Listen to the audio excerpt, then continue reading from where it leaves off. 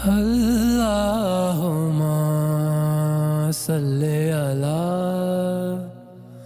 حضرت عبداللہ بن عمر رضی اللہ تعالی عنہما سے روایت ہے کہ نبی کریم صلی اللہ علیہ وآلہ وسلم نے ارشاد فرمایا، درختوں میں ایک درخت ایسا ہے کہ اس کے پتے نہیں جھڑتے، اور مسلمان کی مثال اسی درخت کی سی ہے، بتاؤ وہ کون سا درخت ہے؟